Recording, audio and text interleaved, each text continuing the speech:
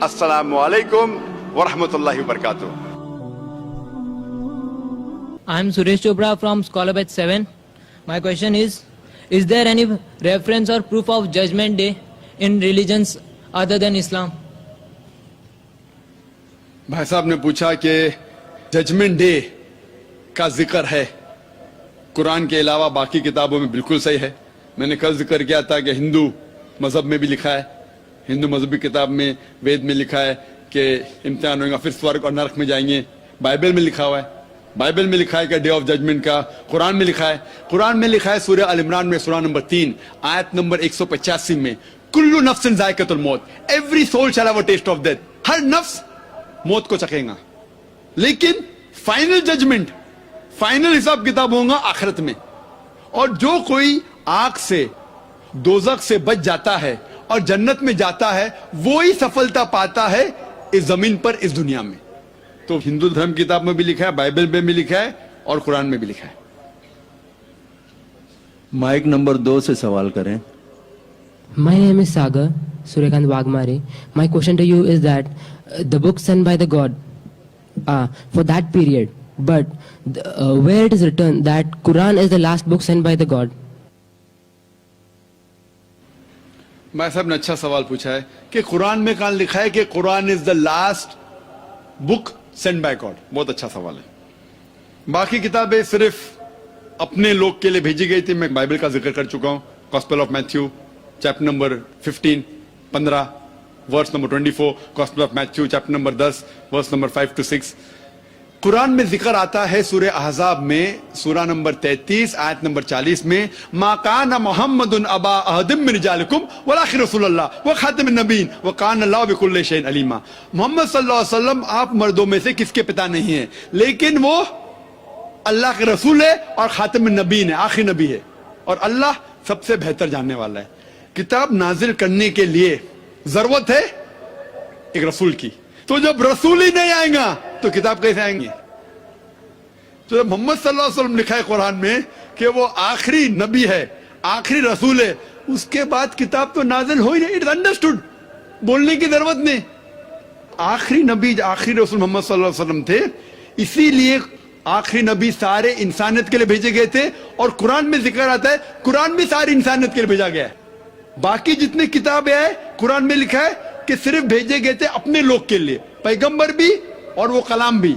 लेकिन कुरान मजीद जैसे कि मोहम्मद सल्लल्लाहु अलैहि वसल्लम सारी इंसानियत के लिए थे, कुरान भी सारी इंसानियत के लिए। इसका जिक्र है सूरह इब्राहिम में सूरह नंबर 14 आयत नंबर 1, सूरह इब्राहिम सूरह नंबर 14 आयत नंबर 52, सूरह बकरा सूरह नंबर 2 आयत नंबर 185, सूरह जुमर चैप्टर नंबर 39 वर्स नंबर 41। और भी हवाला दे सकता हूं मैं, लेकिन ये काफी है। और हज का जिक्र बाइबल में भी है। बाइबल में लिखा है बुक ऑफ साम्स में चैप्टर नंबर 84 वर्स 4, 5, 6, 7। इसमें लिखा है blessed are those people that travel to the valley of बेक्का। सलामती है उन लोगों पर जो लोग मक्का की वादी में जाते हैं। बक्का एक दूसरा नाम है मक्का के लिए, जिसका जिक्र कुरान में भी है सूरह अल इमरान सूरह नंबर 3 आयत नंबर 96 में। तो मक्का जाने का जिक्र बाइबल में भी है। ये था मुख्तसरन तौर पर इस्लाम के 5 अरकानों और ईसाइत के दरमियान यकसानियत। ये 5 अरकान सिर्फ अरकान हैं। इसको अगर आप मजबूती से अमल करें, इंशाअल्लाह ढांचा, इमारत भी अच्छी रहेंगी। अल्लाह ताला फरमाते हैं सूरह धारियात में सूरह नंबर 51 आयत नंबर 56 में, वमा खलक़तुल जिन्ना वल इंसा इल्ला लियाबुदून। हमने जिन और इंसान को बनाया है सिर्फ अल्लाह की इबादत के लिए। इबादत आता है लफ्ज अब्द से, जिसके मानी है बंदा। अगर हम अल्लाह का फरमान मानते हैं, हम अल्लाह की इबादत कर रहे हैं। अगर हम हमारी रजा अल्लाह की रजा के हिसाब से चलते हैं तो हम अल्लाह की इबादत कर रहे हैं। अल्लाह ताला फरमाता है सूरह माइदा में सूरह नंबर 5 आयत नंबर 90 में, یا ایھا الذین آمنو، اے ایمان والو، انما الخمر والمیسر، نشے والی چیز شراب اور جوا، والانصاب والازلام، بت پرستی اور فال کھولنا، رجس من عمل الشیطان، یہ شیطان کی حرکت ہے، فاجتنبوا لعلکم تفلحون، آپ اس سے دور رہو تاکہ آپ سفلتا پاؤ۔ اگر ہم شراب سے پرہیز کرتے ہیں، جوئے سے، تو ہم اللہ سبحانہ و تعالیٰ کی عبادت کرتے ہیں۔ اس کا ذکر بائبل میں بھی ہے۔ بائبل میں لکھا ہے بک آف پرووربس میں چیپٹر نمبر 20 ورس نمبر 1 میں، wine is a mocker, strong drink is raging, آپ شراب مت پیو۔ بائبل میں لکھا ہے book of Ephesians chapter number 5 verse number 18 میں، do not be drunk with wine, آپ شراب مت پیو۔ قرآن مجید میں اللہ سبحانہ و تعالی 4 آیتوں میں فرماتے ہیں۔ سورہ بقرہ سورہ نمبر 2 آیت نمبر 173، سورہ مائدہ سورہ نمبر 5 آیت نمبر 3، سورہ انعام سورہ نمبر 6 آیت نمبر 145 اور سورہ نحل سورہ نمبر 16 آیت نمبر 115 میں، حرمت علیکم المیتۃ والدم ولحم الخنزیر وما اہل لغیر اللہ بہ، آپ کے لیے حرام ہے مرا ہوا جانور کا گوشت، آپ کے لیے حرام ہے مرا ہوا جانور، خون، خنزیر، سور کا گوشت، اور وہ کھانا جس کے اوپر اللہ کے علاوہ کسی اور کا نام لیا گیا، وہ آپ کے لیے حرام ہے۔ جب ہم بائبل پڑھتے ہیں، اس کا تذکرہ بائبل میں بھی ہے۔ بائبل میں لکھا ہے بک آف لیوٹیکس میں چیپٹر نمبر 17 ورس نمبر 15 میں، اور book of Deuteronomy chapter number 14 verse number 21 میں، eat not the meat of that which died of itself, آپ مرے ہوئے جانور کا گوشت مت کھاؤ۔ کم سے کم 5 جگہوں میں لکھا ہے بائبل میں کہ خون حرام ہے۔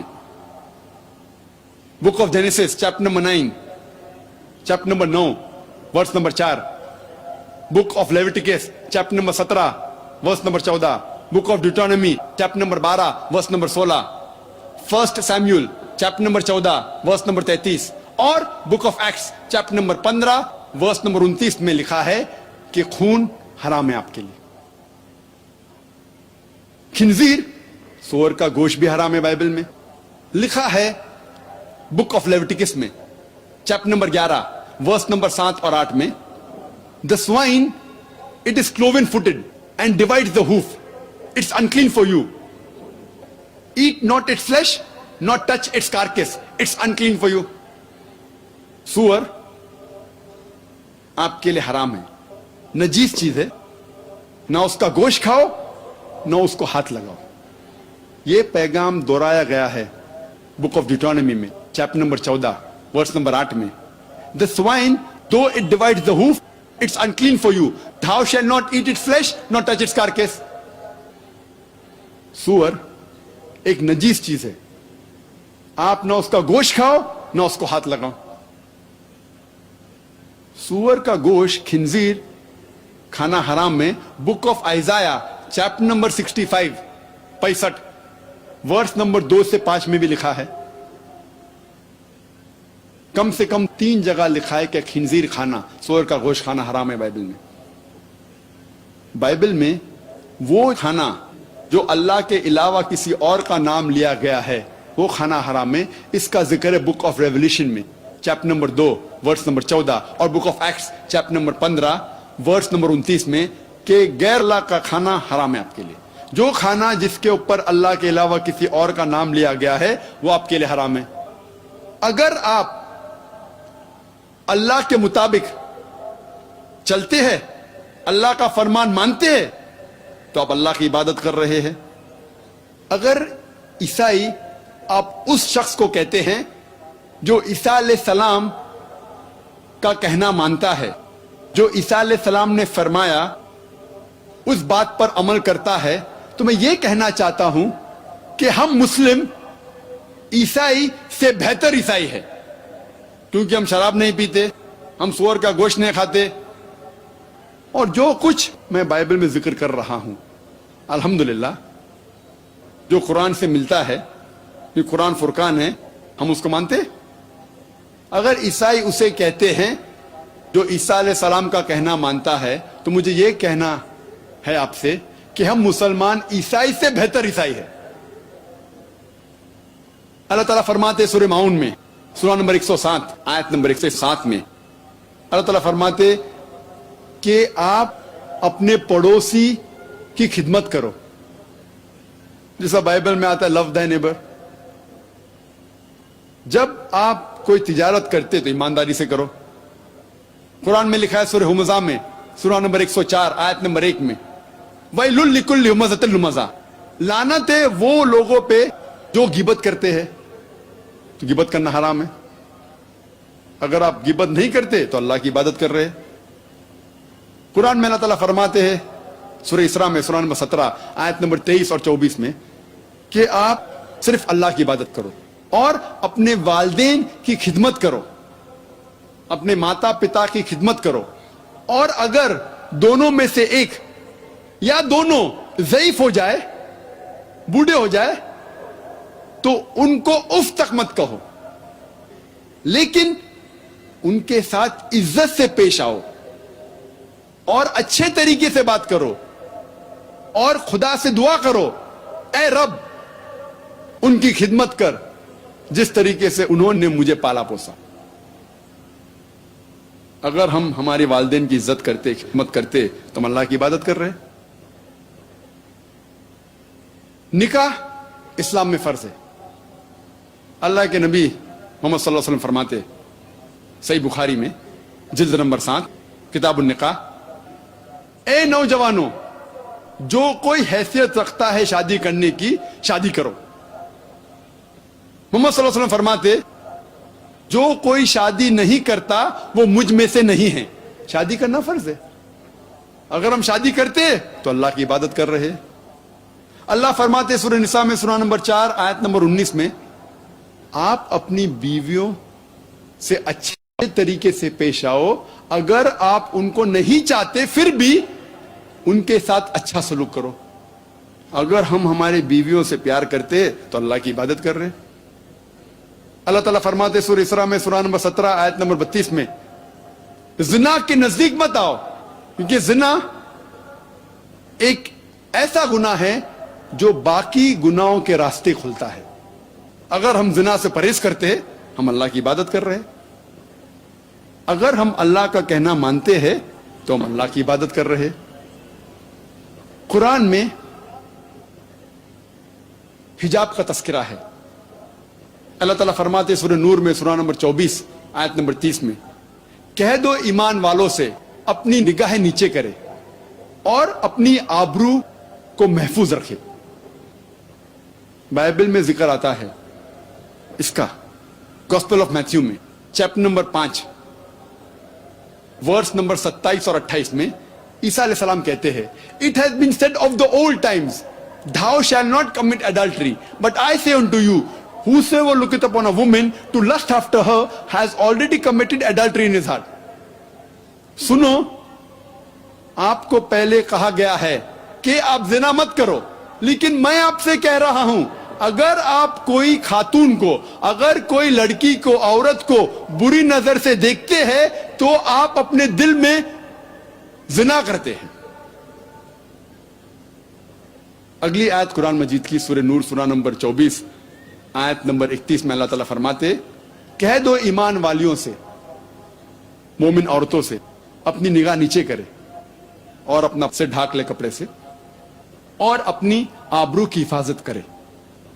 قرآن اور حدیث میں 6 نقطے ہیں حجاب کے. پہلا ہے سطر, ایکسٹینٹ. مرد کے لیے ناف سے گھٹنے تک یہ کور ہونا چاہیے, یہ چھپا ہونا چاہیے. عورتوں کے لیے سارا جسم, صرف چہرہ اور ہاتھ وہ دکھا سکتے ہیں. یہ ایکسٹینٹ ہے نمبر 1. باقی 5 چیزیں مرد اور عورت کے لیے یکساں ہے. دوسرا نمبر, ایسے کپڑے نہ پہنے جو پتلے ہیں جس کے تھرو آپ دیکھ سکیں. It should not be transparent. Number 3, اتنے چست کپڑے نہ پہنے جس سے جسم کا ڈھانچہ دکھ جائے. نمبر 4, ایسے بھڑکیلے کپڑے نہ پہنے جو دوسرے جنس کو متاثر کرے. Don't wear glamorous clothes so that it attracts the opposite sex. 5واں نمبر, दूसरे मजहब की निशानी वाले कपड़े न पहने, और छठा नंबर ऐसे कपड़े न पहने तो दूसरे जिन्स के हैं, आदमी औरत के कपड़े न पहने और औरत मर्द के कपड़े न पहने। और ये सारी बातें हिजाब की बाइबल में भी इसका जिक्र है। बाइबल में लिखा है बुक ऑफ डिट्रोनॉमी में चैप्टर नंबर 22 वर्स नंबर 5 में, men shall not wear clothes that which pertain to a woman, and a woman shall not wear clothes that which pertain to a man. All those who do that are an abomination to thy Lord. आदमी औरतें के कपड़े न पहने, औरतें आदमी के कपड़े न पहने। जो कोई ऐसा करता है वो हराम कर रहा है। लिखा है 1 Timothy chapter number 2 verse number 9 में, the woman should be dressed up with sobriety, with shamefacedness and modesty. They should not have braided hair or wear gold or pearls or costly array. औरतें आबरू के साथ कपड़े पहने, अपनी इज्जत बचा के, पूरा जिस्म ढका होना चाहिए, ऐसे कपड़े पहने, और वो कीमती कपड़े ना पहने, ना सोना पहने, ना ब्रेडेड हेयर ऑफ गोल्ड। और 1 कोरिंथियन चैप्टर 11 वर्स नंबर 5 और 6 में आता है कि वो औरत जो खुदा की इबादत कर रही है और अपना सिर नहीं ढाकती, उसका सिर मुंडवाना चाहिए। सिर ढाकना इतना अहम है ईसाईयत में।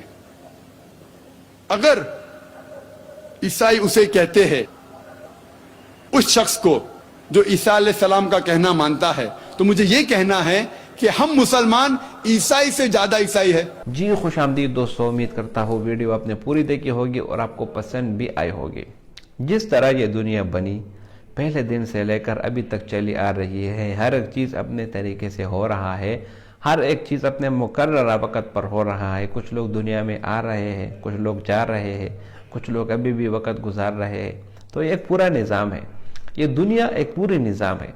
और इस पूरी कायनात पर जब आप नज़र डालेंगे तो आपको एहसास होगा कि अल्लाह ताला ने ये चीज़ें बेफ़ायदे पैदा नहीं की है। कोई ना कोई मकसद, कोई ना कोई फ़ायदा ज़रूर होगा। मिसाल के तौर पर ज़मीन को आप ले लें, ये बेफ़ायदे नहीं है, इसके अंदर हज़ारों फ़ायदे इंसानों के लिए मौजूद है। इसी ज़मीन से आपके लिए गन्ना निकलता है, इसी से आपके लिए अनाज निकलता है, इसी से आपको मुख्तलिफ़ किस्म के फल, मेवे, ये सब चीज़ें मिलती है। दूसरी बात, आप इंसान ज़मीन पर ही चलते हैं, तमाम जानवर ज़मीन पर चलते हैं, बास हवा में भी उड़ते हैं, लेकिन कोई ना कोई वास्ता ज़मीन के साथ ज़रूर होता है। तो ये ज़मीन अल्लाह ताला ने बेफ़ायदे नहीं बनाई। इसी तरह अगर आप पहाड़ों की मिसाल ले लें, ये भी अल्लाह ताला ने बेफ़ायदे नहीं बनाई, बल्कि ये ज़मीन जब अल्लाह ताला ने बनाई तो ये हिल रही थी। अल्लाह ताला ने इसके ऊपर जो है ना पहाड़े कीलों की तरह ठोक दी। कुरान में अल्लाह ताला फरमाते हैं वल जिबाल औतादा, पहाड़ जो है ना मेखे, पहाड़ मेख की तरह यानी कील की तरह इस ज़मीन के ऊपर लगाए गए। दूसरी तरफ इन पहाड़ों से हासिल होने वाले पत्थर, कीमती पत्थर, और इसी तरह अगर कीमती ना भी हो तो आम पत्थर, ये भी मार्बल, ग्रेफाइट, आजकल पता नहीं कितने किस्म की चीज़ें आ गई। तो ये सब के सब अल्लाह ताला ने हमारे फ़ायदे के लिए ही पैदा किए हैं। लिहाजा इस पूरे सिस्टम का एक दिन ख़त्म होना है, इसी को यौमुल हिसाब कहते हैं, इसी को क़यामत का दिन कहते हैं। और इसका सबूत कुरान में एक जगह नहीं कई जगह मौजूद है। ला उक़्सिमु बियौमिल क़ियामा, यौमुल हिसाब, यौमुल जज़ा, यौमिद्दीन, मालिक यौमिद्दीन, बहुत सारे नाम अल्लाह ताला ने दिए। और दूसरे मज़ाहिब तो वो हमारे निज़ काबिल कबूल नहीं, हमारे निज़ सिर्फ़ और सिर्फ इस्लाम काबिल कबूल है। इस्लाम के अलावा जितने भी मज़हब है वो काबिल कबूल नहीं। उम्मीद करता हूँ वीडियो आपको पसंद आई होगी। अगर वीडियो आपको पसंद आए तो इस चैनल को सब्सक्राइब करें। बहुत शुक्रिया।